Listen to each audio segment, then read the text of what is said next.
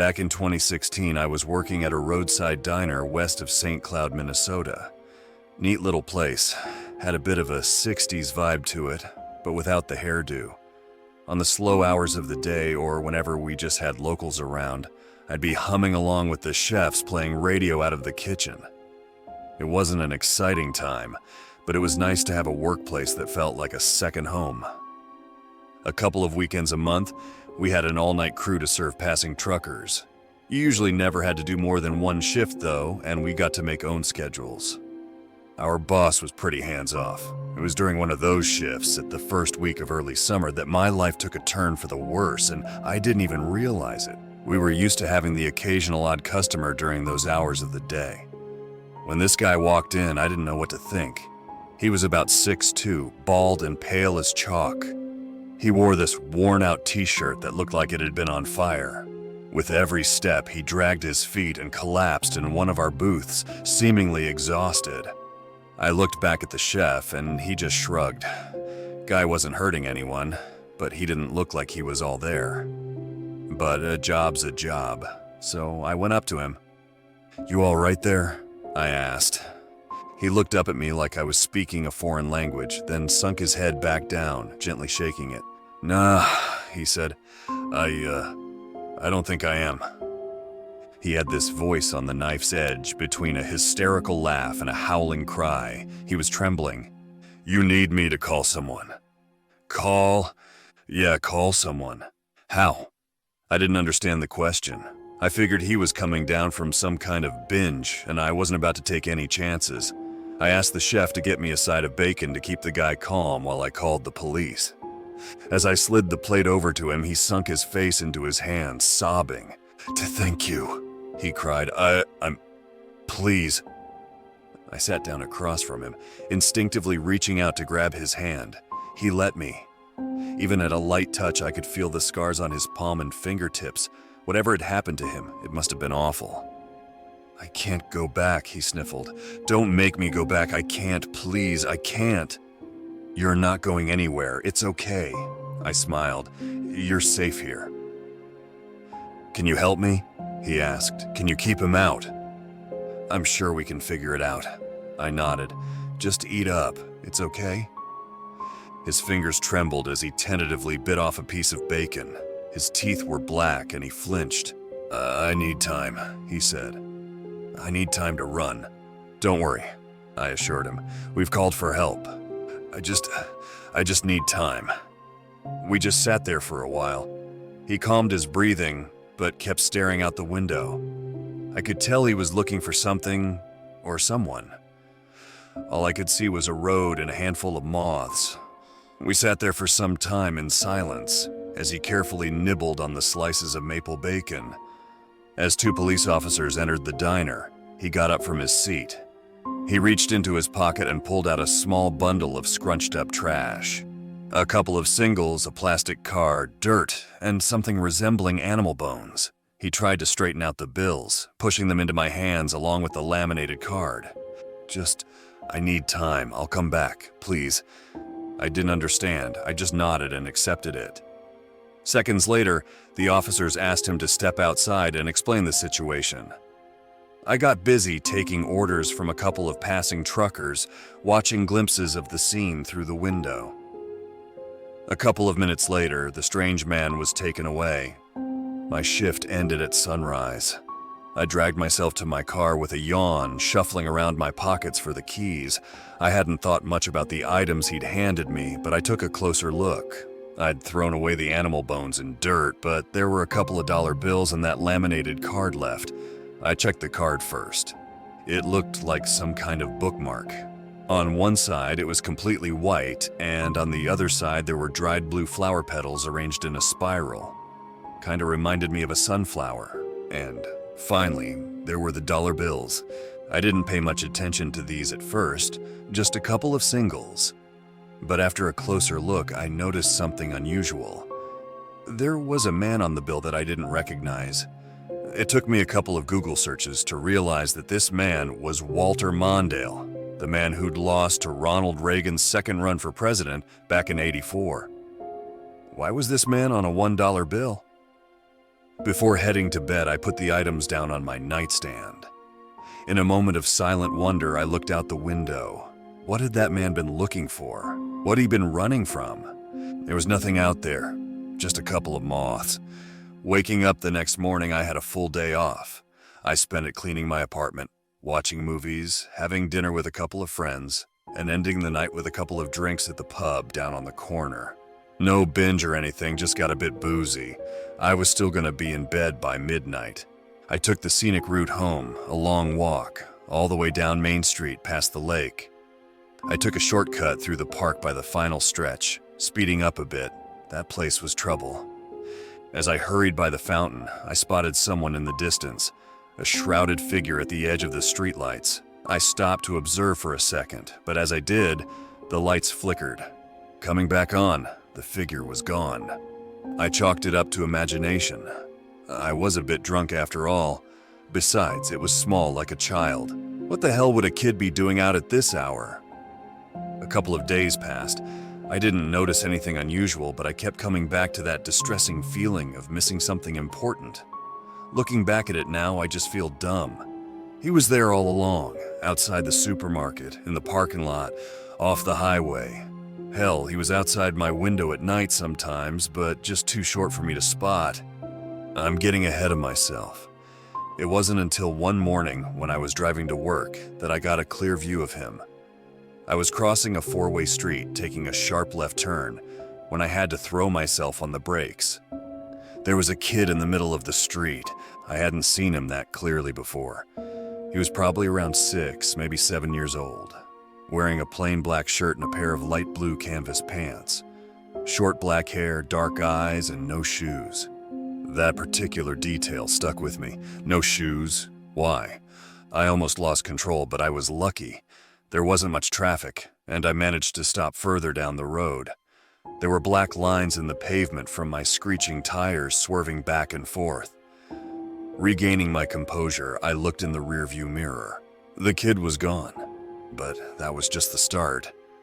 I'd spot him every now and then, looking out the window at work, at the gas station, a passing face in the crowd when shopping for groceries.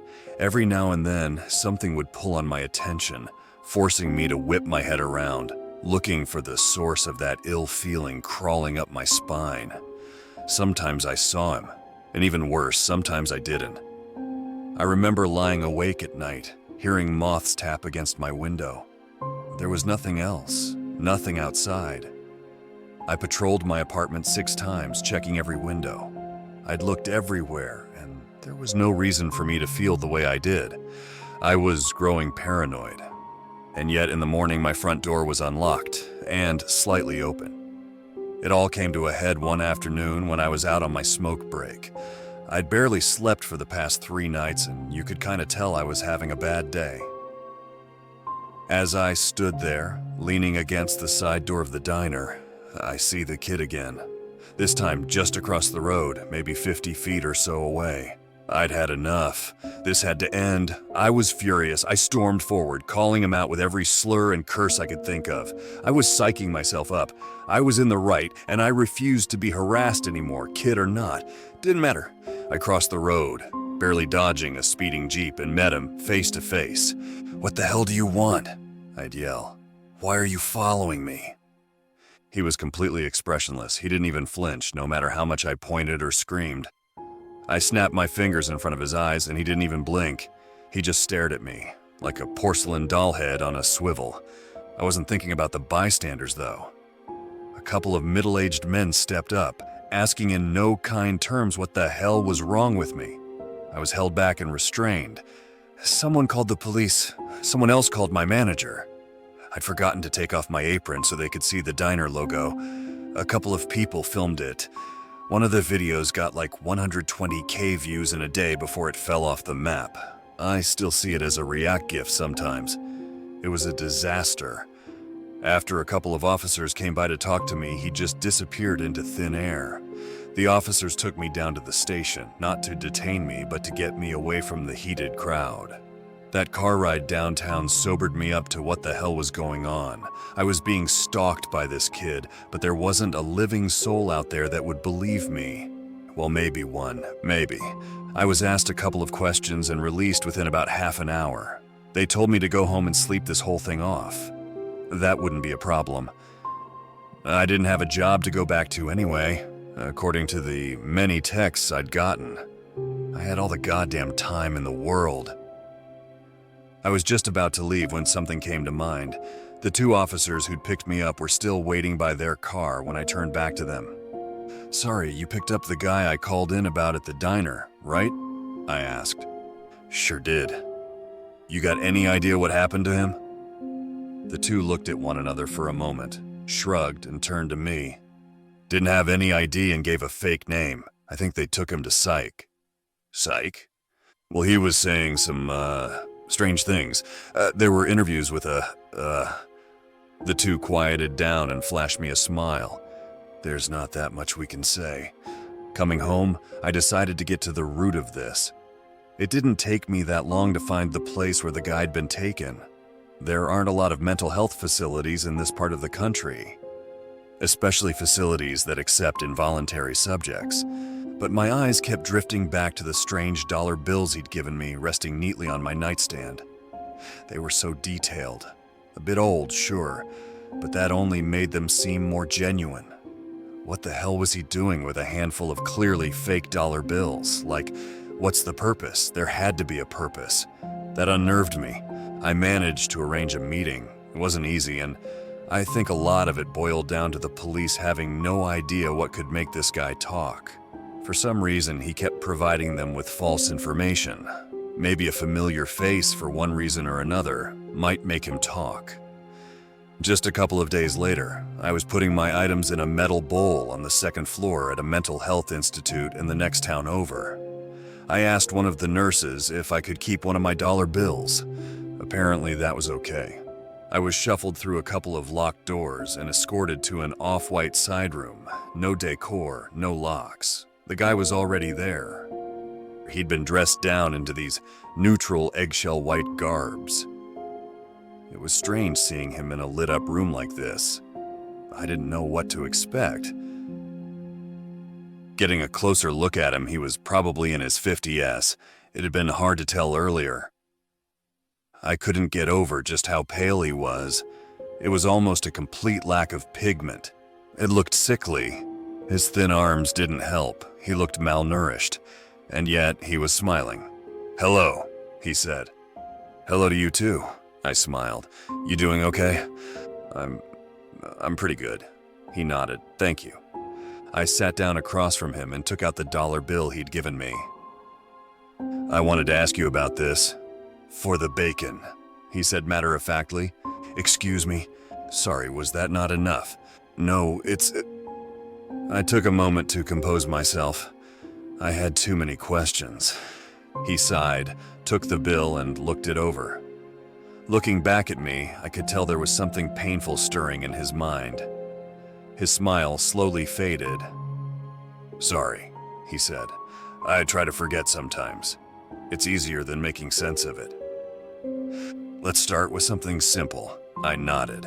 "Like, your name, where you're from. Those things are pretty far from simple."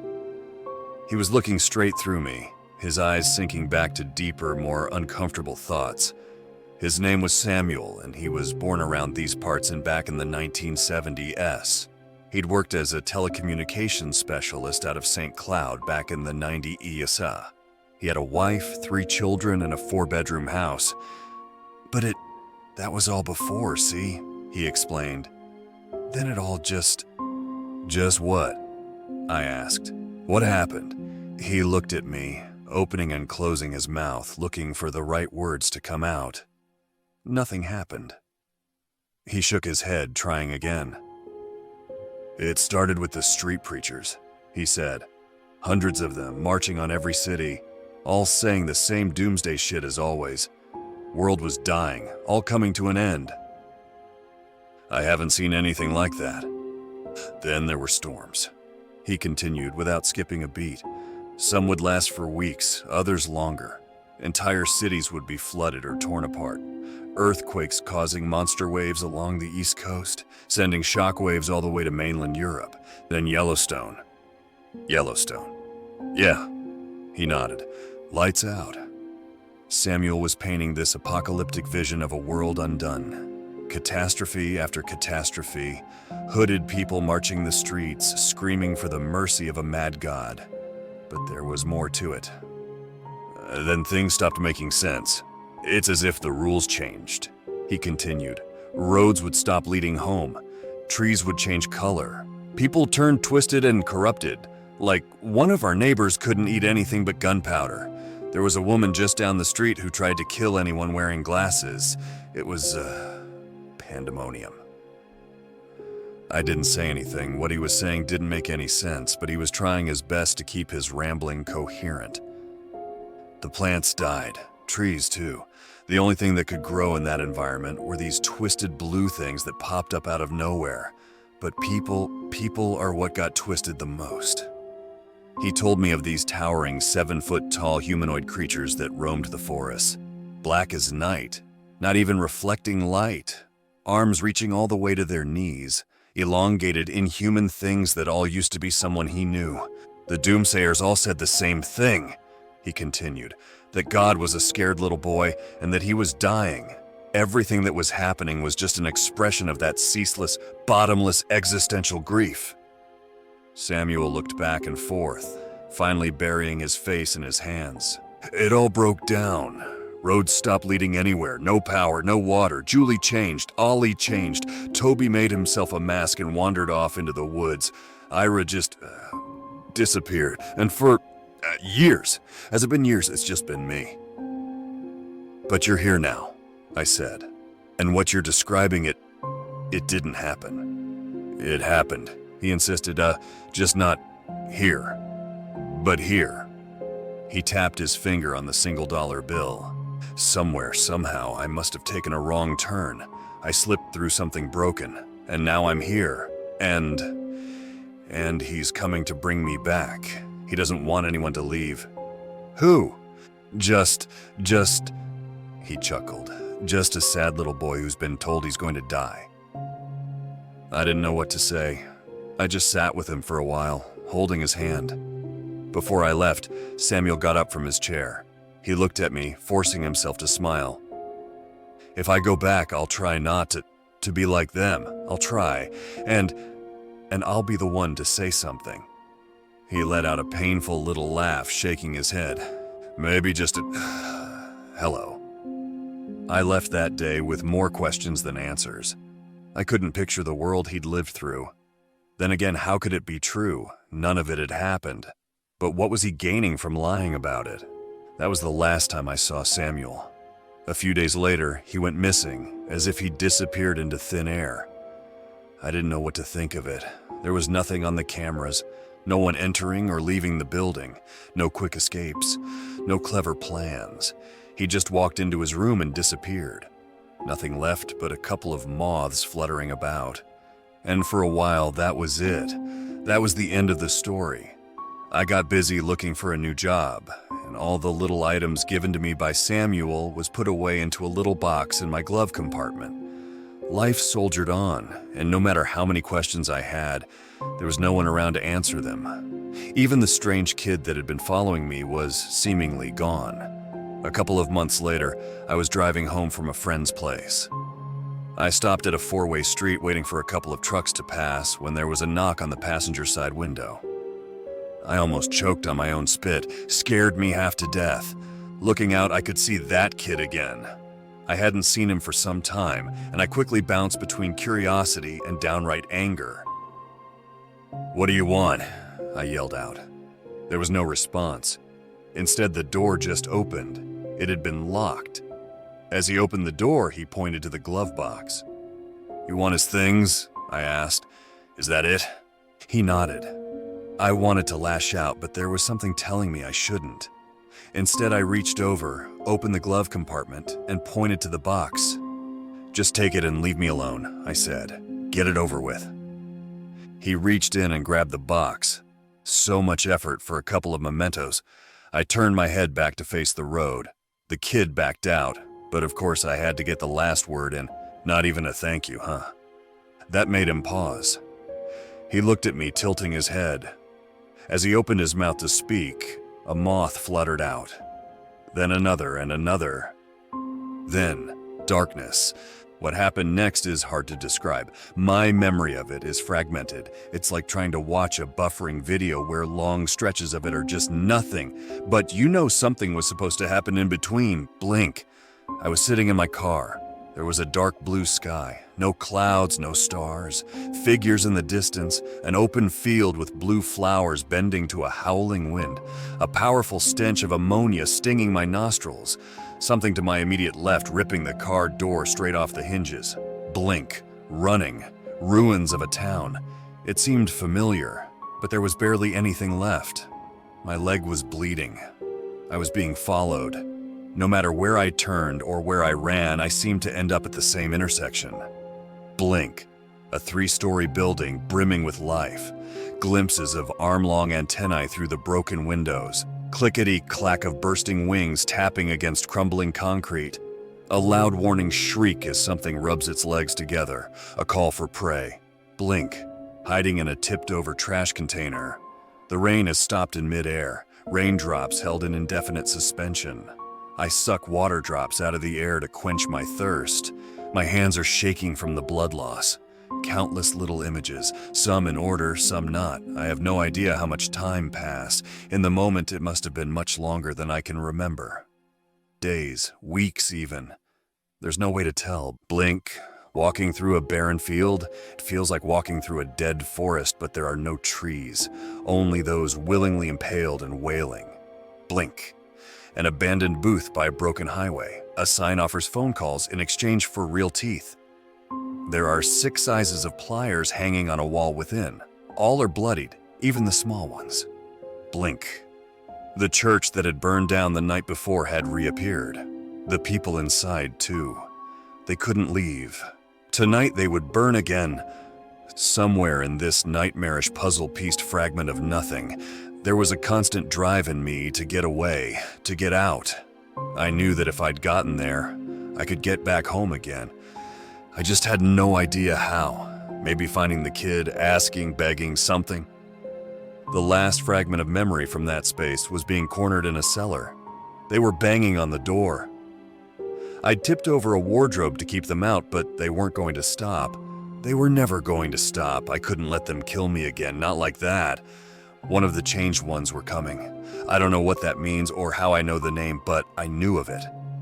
There was a mirror and I could see the signs. It stepped out. 7 feet tall, black as night.